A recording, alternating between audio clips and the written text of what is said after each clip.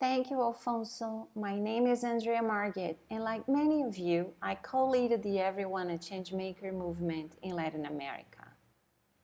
I speak today from the city of São Paulo, that once was the domain of the Atlantic forests and the habitat of the tree that gave Brazil its name. Today, I have the great honor of introducing Dr. Vandana Shiva. Dr. Shiva holds a PhD in physics, but she's best known as an environmental activist, a seed saver, and an ecofeminist. She is a leading advocate of food sovereignty, agroecology, and farmers' rights. She authored numerous books, including Water Wars, Soil Not Oil, Earth Democracy, Who Really Feeds the World, and the Oneness versus the 1%. A native of India, Dr. Shiva is a founding member of Navdanya, an earth-centric, women-centric, and farmers-led movement for the protection of biological and cultural diversity. She shares with us the passion of working for the good of all, for justice, for peace. Please join me in welcoming Dr. Shiva to Latin America Changemakers United. How are you, Dr. Shiva, and where are you speaking from? I'm in my childhood home in Dehradun, in the Himalaya, in India. I got locked down here, and I'm grateful this is where I got locked down and not somewhere else. Dr. Shiva, we would like to begin by talking about your journey as an activist and a social leader. The realization that you can't wait for the change to happen is a crucial moment in the lives of people like you and like us, social entrepreneurs. When did you realize you had to be the change? What problems were you trying to solve, and how did you start designing system-changing solutions? I was woken up to basically my need to give my life to protecting the earth and serving communities when I saw a forest I had walked through as a child disappear. I had visited it just before going to Canada to do my PhD in the foundations of quantum theory. And I wanted to carry this stream, this forest with me. It was oak forest, and it had gone. It was like part of me had got amputated. And that's when I started to look and found there was an amazing movement that was starting to grow of women coming out to hug trees. They called it Chipko, which means to hug. It was the beginning of my commitment. I couldn't stay there. I had to go to Canada, but I took a pledge. I'd come back every vacation, summer, winter. And that's why I believe each of us can be a change, no matter who we are and what we are doing. We have no excuse because we do have weekends. We have time after work, and all our spare moment, instead of being spent on going to a shopping mall, should be spent in healing the earth. But my next wake-up call was 1984. I had done my MSc honors in particle physics in the state of Punjab, very prosperous state, in a city called Chandigarh, where the Punjab University is. And it was a peaceful state, a powerful state.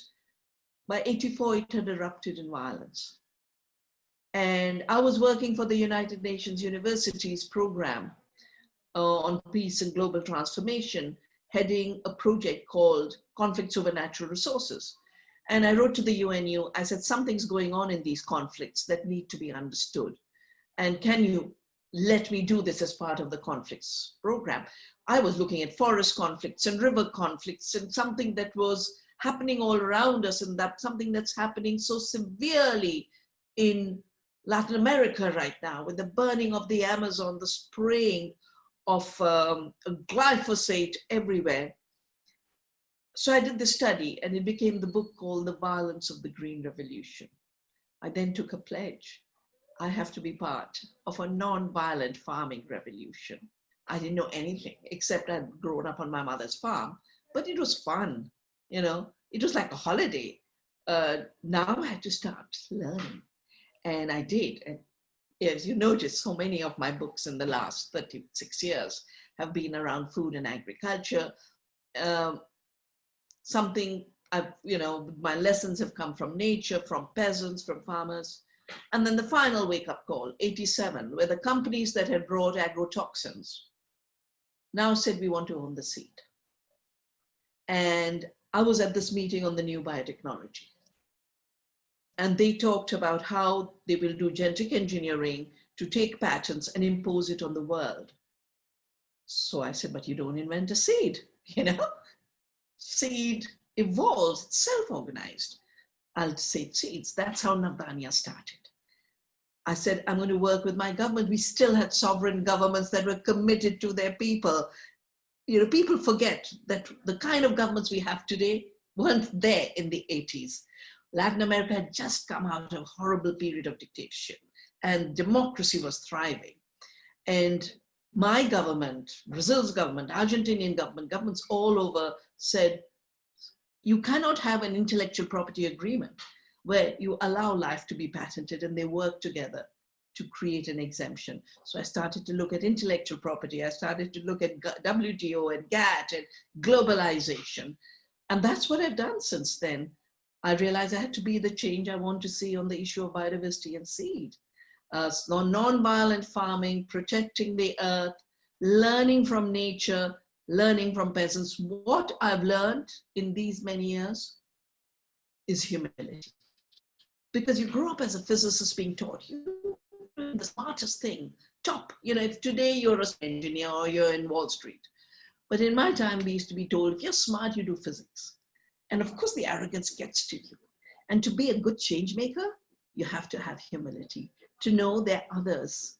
There's plants with intelligence. There's microbes with intelligence. There's indigenous people who have the intelligence for humanity to survive.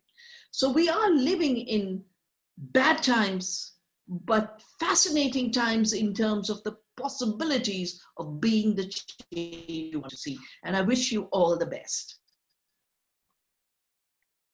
Thank you, Dr. Shiva. You say that we are witnessing multiple pandemics simultaneously. The first is the coronavirus we are learning about. The second is the hunger pandemic. The third is the destruction of livelihoods around the world that's going on for decades. To your view, is this the doomsday or an opportunity to reshape food systems and regenerate economies? Well, all three pandemics have their roots in a model of neoliberal global economy of corporate rule and deregulation, whether it's deregulation of environmental laws, otherwise why would the Amazon be burning? Rio is where the Earth Summit was organized to create the laws of governing our sustainability, the UN Framework Convention on Climate Change, the Convention on Biological Diversity, the precautionary principle, the polluter pays principles, that has been deregulated through the greed of corporations. So, of course, they then pushed into forests, created the pandemic, turned food into a commodity, created hunger. It's not that we aren't growing enough grain, but the GMO soya of the Amazon or Argentina, 90% is growing for biofuel and animal feed. And then the whole issue of destruction of livelihoods, if you think of it. What is the fossil fuel age of the last 400 years? Redefine economy to say if people work, something is unproductive. When you get rid of people, you have efficiency and productivity. And I call this the fossilization of our minds and our heart through a thinking of substitution, that people should be gotten rid of. Why do we have natural packaging? Plastic should come. Why do we have biodiversity to control pests? Pesticides should come. These used to be the indicators of development in the 70s, 80s, when I used to look at development reports of the World Bank and IMF. So if we continue to follow on this path, which is a colonial path, it began with colonialism. It mutated in different forms of colonialism. Then apocalypse is inevitable. Collapse is inevitable. And the IPCC has said we have 10 years to make a change. Otherwise, in 100 years, the conditions on this planet will make it impossible to live. And for those who are still saying, no, no, conditions are wonderful, look at the forest fires in California. Look at the cyclone. I mean, my country gets more intense cyclones than ever historically. Longer droughts. And now the rain isn't stopping. So all kinds of climate extremes, because we have disturbed the metabolic systems of the earth as Gaia, as a self-regulating system. So we can't afford to carry on that path.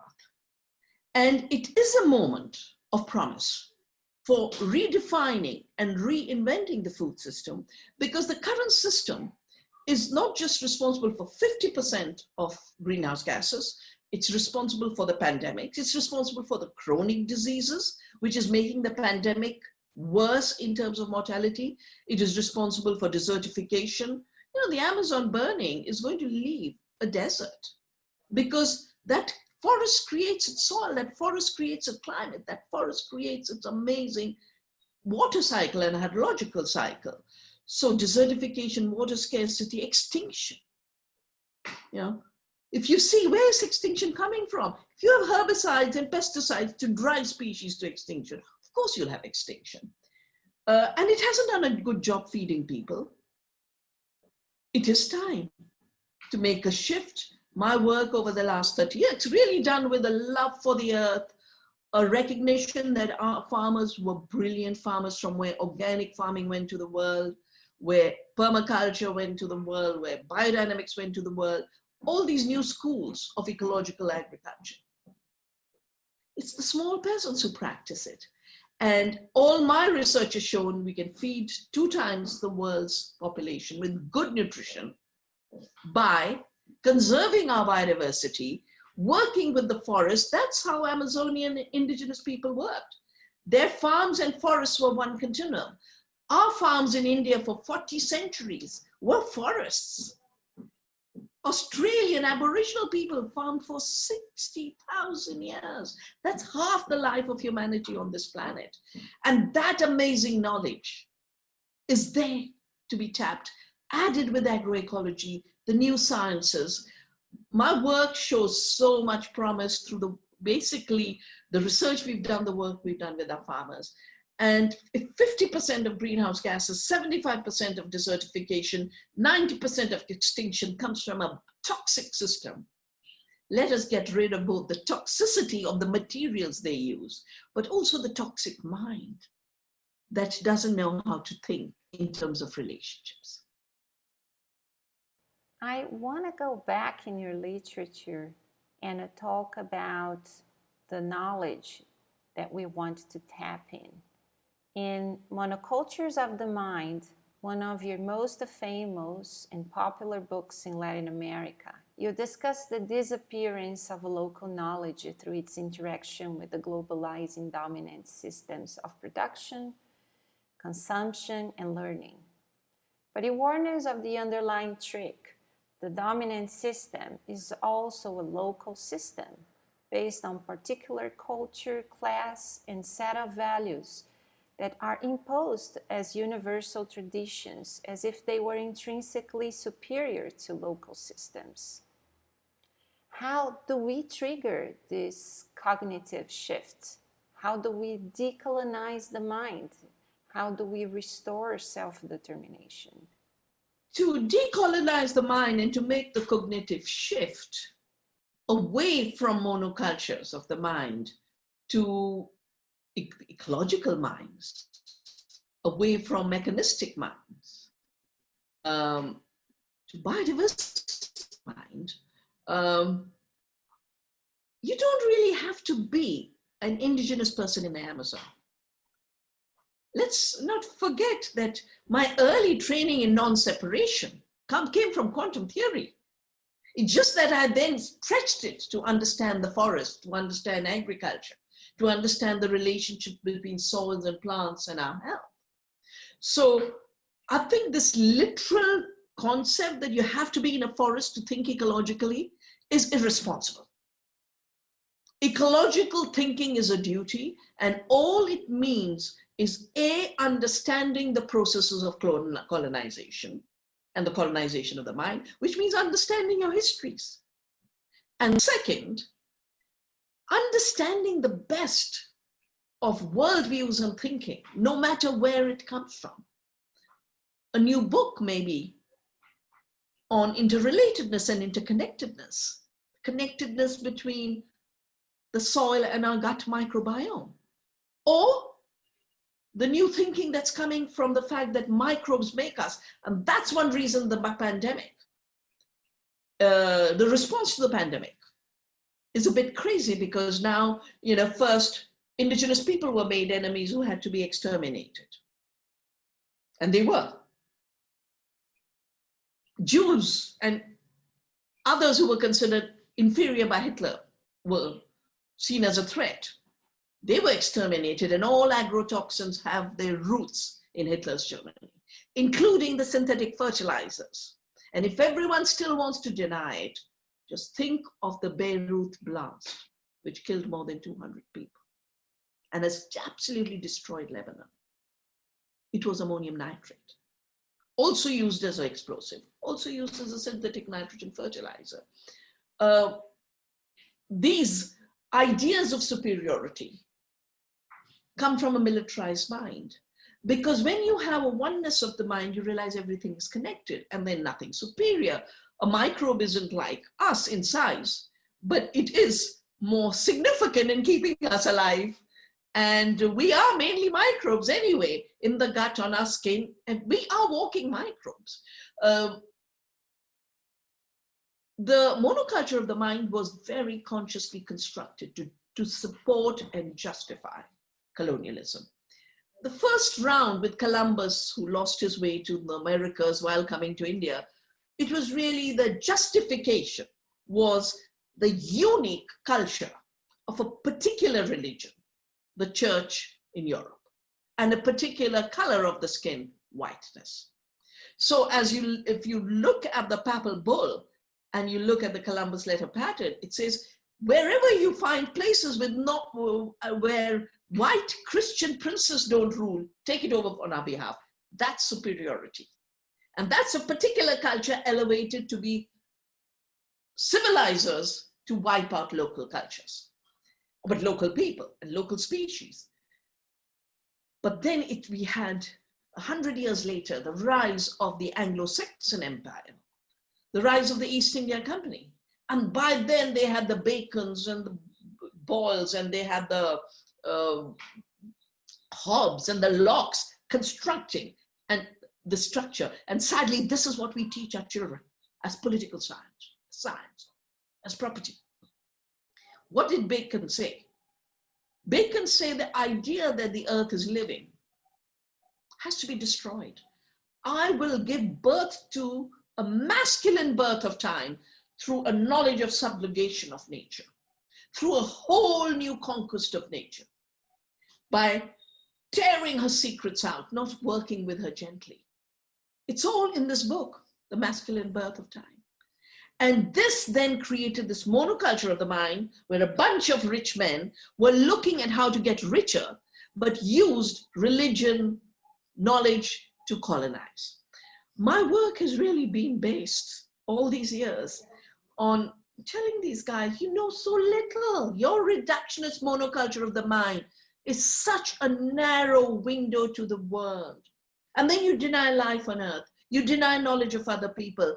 Decolonization begins by recognizing the earth is alive. It begins by recognizing the earth is full of life, of biodiversity, starting to realize we are co-creators and co-producers with this rich biodiversity, starting to have respect for all people, irrespective of the gender, the religion, the color of the skin, the faith. This is how we will decolonize. It has to go to the mind. Your latest book has many parallels to the monocultures of the mind. The flow of wealth from the pockets of the bottom 90% to the coffers of the top 1% has become increasingly evident and debated in public circles. As we see in daily news accounts, such levels of inequality give rise to social unrest, violent behavior, polarization, and mainly depression in people being abandoned in their own nations, considered useless or irrelevant as they can't work or find a job. This problem is central to Ashoka and to our community of social entrepreneurs, because we know that to reverse such a dynamic, we must be able to create a ground-up movement that can raise and bring together the next generation of change makers. And these change makers will have to stand up in every corner of the world and lead the change with confidence and ethical fiber. You have recently published a book entitled Oneness versus the 1%. Can you talk more about this book and how could it help a new world emerge? The idea of writing a book on oneness versus the 1% really began. I was at the climate summit in Paris in 2015, and on the stage with the heads of state were Bill Gates and Mark Zuckerberg giving instructions to governments of what they should be doing, giving instructions that geoengineering, deliberately changing the climate of the world, genetic engineering, finance, technology were going to be the solutions to a problem which was really, we messed up our relationship with the earth, and we can't correct that bad relationship with more of that bad relationship. I started to try and figure out how this tiny bunch of people had become so powerful. So the book is really an exploration of how in the last decade, really, the power wealth into the hands of the 10 billionaires in the technology fields, or those like Amazon who use platforms to destroy real work. And even during the pandemic, Jeff Bezos increased his wealth by $64 billion. Yeah. People lost work, people lost livelihoods. The shutdown benefited them. Also during the pandemic, so much of what I've written in the book, I've talked about the attempt to digitalize every aspect of life, because in India, 2016, we went through a terrible attack on cash. 90% of our economy was destroyed. 3 days later, Bill Gates was here to celebrate this. I call it the digital dictatorship, how every seed is being taken over by Bill Gates. Agriculture, including in Latin America, is becoming part of one agriculture under him. This is that localization that elevates itself to the global, one monoculture of the mind. And this is a mind that cannot see alternatives. It cannot see how people have their system. Worst, it cannot see the destruction it's causing. The idea that you'll have farming without farmers, which he's pushing in a very, very big way, which is what One Ag is about. Digital agriculture, farming without farmers, more drones to spray more Roundup, but except a little calculation. Yeah, it's robbing us of our minds. We are the new mind. Our bodies and our minds are the new mind. Data is being mined from us.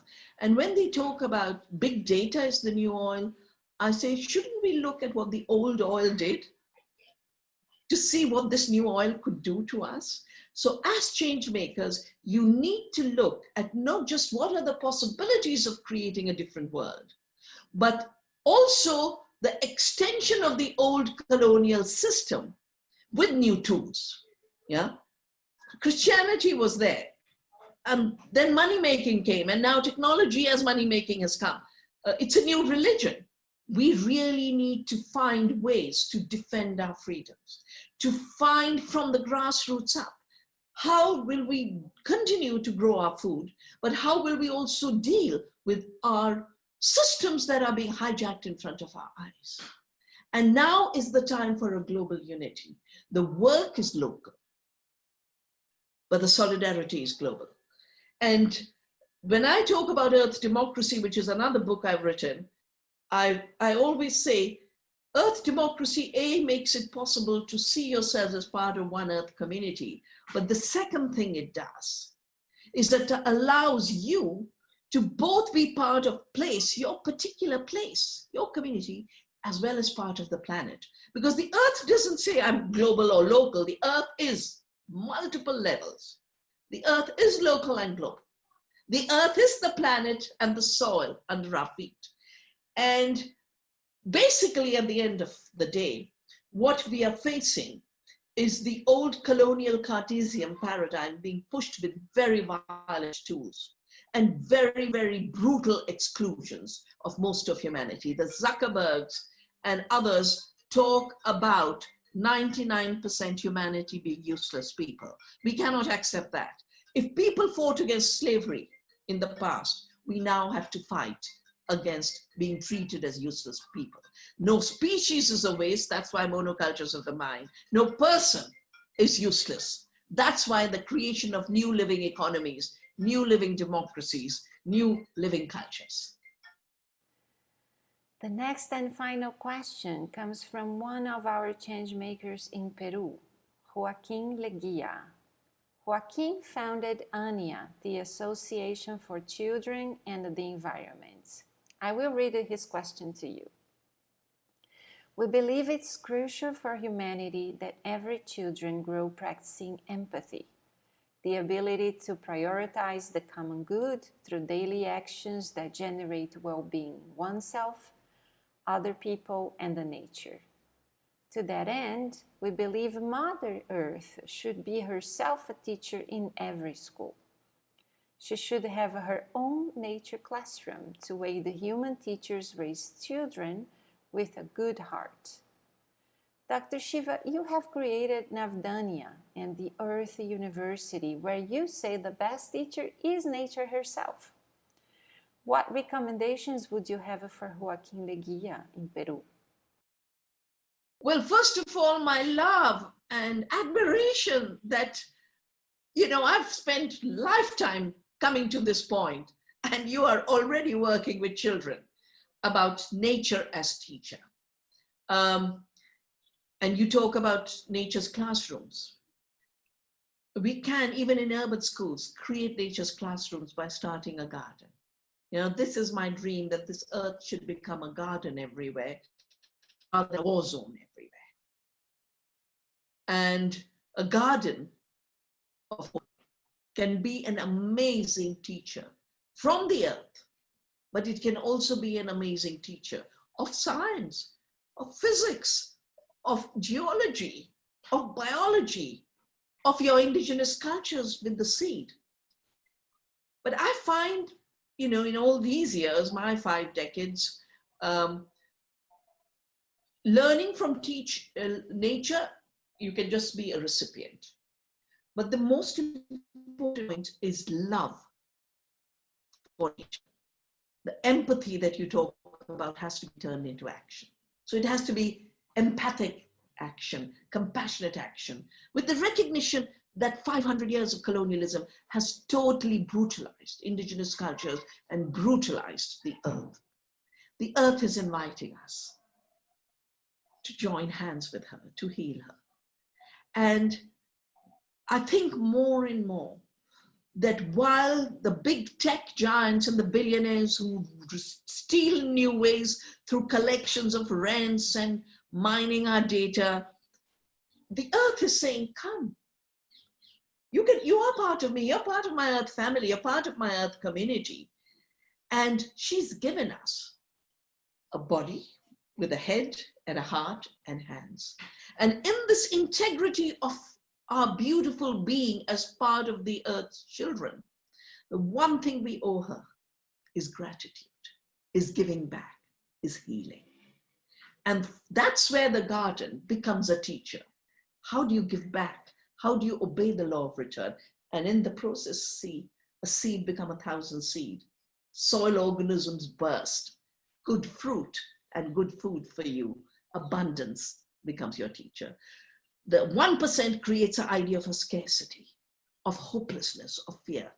The earth creates the lesson of abundance, of hope, of resilience, of love, and as you're saying, empathy and compassion.